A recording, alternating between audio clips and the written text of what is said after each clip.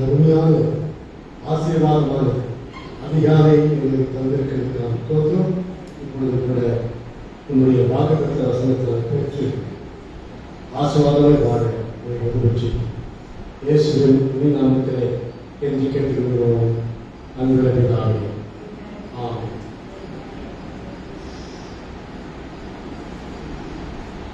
இன்றைக்கு கர்த்தருக்கு கொடுக்கும் தேவ ஆசீர்வாத வாக்குத்தத்தம் ஜூன் 2024 கர்த்தர் கொடுக்கும் ஆசீர்வாதமான வாக்குத்தத்த வசனம் சங்கீதம் 128:4. கர்த்தருக்கு பயப்படுகிற மனுஷன் இவ்விதமாய் ஆசீர்வதிக்கப்படுவான். கர்த்தர் இந்த வாக்குத்தத்த வசனத்தை நமக்கு இன்றைக்கு தருகிறார். கர்த்தருக்கு பயப்படுகிற மனுஷன் இவ்விதமாய் ஆசீர்வதிக்கப்படுவான். இந்த வாக்குத்தத்த வசனத்தை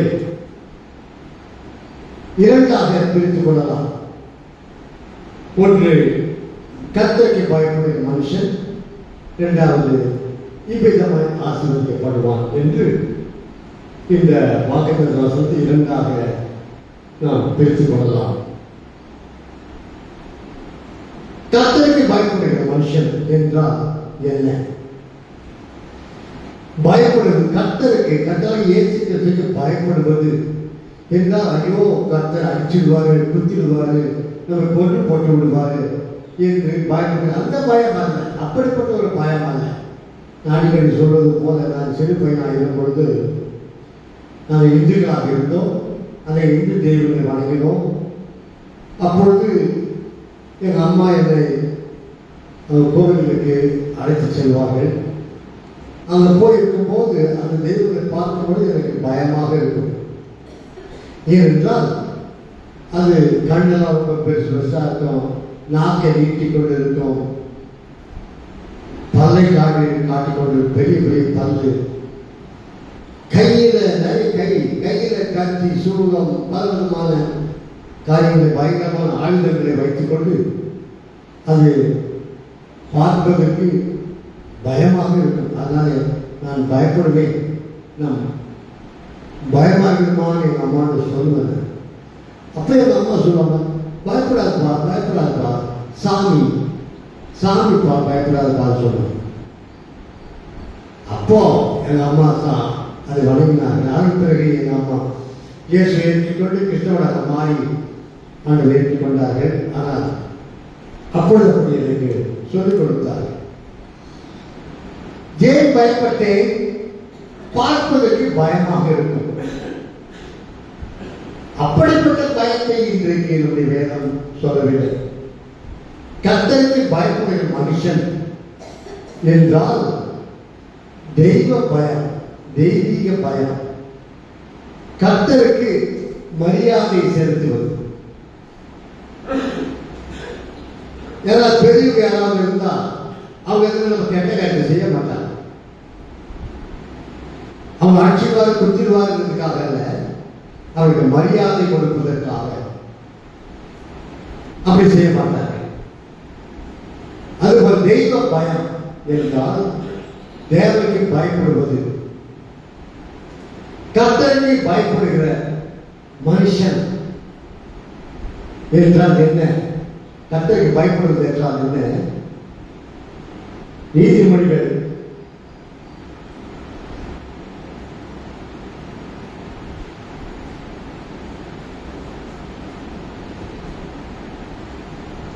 8:13 என்ன வாசிக்கிறோம்? தீமையை வெறுப்பதே கர்த்தருக்கு பயப்படுகிற பயம் போதும். ஆகையினால கர்த்தருக்கு பயப்படுவது என்றால் நம்முடைய வேதம் கூறுவது என்னவென்றால் தீமையை வெறுக்க வேண்டும், பாவத்தை வெறுக்க வேண்டும். தெய்வ பயம், அதுதான் தெய்வ பயம். ஆகையினால கர்த்தர் விரும்பாத காரியத்தை நாம் விரும்பக்கூடாது. கர்த்தர் பாவத்தை வெறுக்கிறார், ஆகிய நாமும் பாவத்தை வெறுக்க வேண்டும். அதுதான் கர்த்தருக்கு பயப்படுகிற பயம். இன்றைக்கு நாம் நம்மை நாமே கேள்வி கேட்க வேண்டும். நான் தீமையை வெறுக்கிறேனா அல்லது விரும்புகிறேனா? தீமை வெறுக்கிறாயா அல்லது விரும்புகிறாயா? பாவத்தை சொல்லும் போது பாவத்தை மக்கள் செய்யும் போது இரண்டு வகைகளை செய்கிறார்கள்.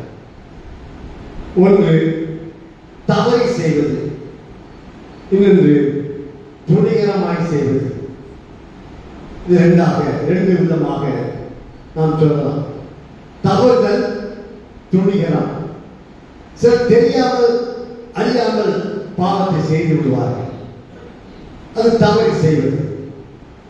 சிலர் பாவம் என்று தெரியும், அது செய்யக்கூடாது என்பதும் தெரியும், ஆனால் கூட தைரியமாக துணிந்து அதை செய்வார்கள். அதுதான் துணிகரம். தவறுதல், நாம் எல்லாரும் தவறுகிறோம். தவறு செய்வது அதுதான் தவறாக நாம் செய்யக்கூடாது. நாம் அறியாமல் எதையோ தவறுதலாக தெரியாமல் செய்து கொள்கிறோம், அதுதான் தவறு. இதை நேரம் என்ன கூறுகிறது? யாக்கோபு 3ஆம் அதிகாரம் 2ஆம் வசனத்தில் நாம் எல்லாரும் அநேக விஷயங்களில் தவறுகிறோம் என்று வேதம் கூறுகிறது. நாம் எல்லாருமே தவறுகிறோம். அதனால் தவறாதவர்கள் ஒருவரும் இல்லை, இயேசுவை தவிர. இயேசு ஒருவர் தான் பாவம் இல்லாதவர், பாவம் செய்யாதவர், பாவம் அறியாதவர். மற்றபடி உலகத்தில் இருந்த அனைத்து மக்களும் பாவம் செய்யக்கூடியவர்கள், தவறக்கூடியவர்கள். ஆகினால் தான் வேதம் கூறுகிறது, நாம் எல்லாரும் அநேக விஷயங்களில் தவறுகிறோம் என்று வேதம் கூறுகிறது. இது தவறை செய்வது. ஆனால் துணிகரம் என்பது தவறு என்று தெரியும், பாவம் என்று தெரியும், செய்யக்கூடாது என்று நமக்கு நன்றாக தெரியும், ஆனாலும் தைரியமாக துணிந்து அதை செய்வது, அதுதான் துணிகரம். துணிகரம் என்பது துணிந்து செய்வது. ஆகிய துணிந்து செய்கிற அந்த அப்படிப்பட்ட ஒரு அனுபவம் நமக்கு இருக்கக்கூடாது. அதைத்தான் தாவீது ராஜா என்ன சொல்லுகிறார்? சங்கீதம் 19:13 துணிகரமான பாவங்களுக்கு உமது அடியேனை விலக்கி காரும், அவைகள் என்னை ஆண்டு கொள்ள ஒட்டாதிரும். துணிகரமான பாவங்களுக்கு உமது அடியேனை விலக்கி காரும், அவைகள் என்னை ஆண்டு கொள்ள ஒட்டாதிரும். அப்பொழுது நான் உத்தமனாகி பெரும் பாதகத்திற்கு நீங்களாயிருப்பேன் என்று தாவீது ராஜா சொல்லுகிறார். அதனாலே துணிகரமான பாவத்துக்கு நாம் போகக்கூடாது. தேவனுடைய பிள்ளை கிறிஸ்தவன் துணிகரமாய் பாவத்தை பாவம் என்று அறிந்தும் தெரிந்தும் அதை துணிகரமாய் செய்யக்கூடாது. உண்மையான தேவனுடைய பிள்ளைகள் அப்படி செய்ய மாட்டார். அதனாலே துணிகரமான பாவத்திற்கு நாம் விலகி காத்துக்கொள்ளும்படியாக தாவீது ராஜா அப்படியாக நாம் செபிக்க வேண்டும். தவறை செய்து விடுகிறோம், அதை ஆண்டவரை வேண்டுகிறோம், கெஞ்ச வேண்டும், மன்னிப்பு கேட்க வேண்டும்.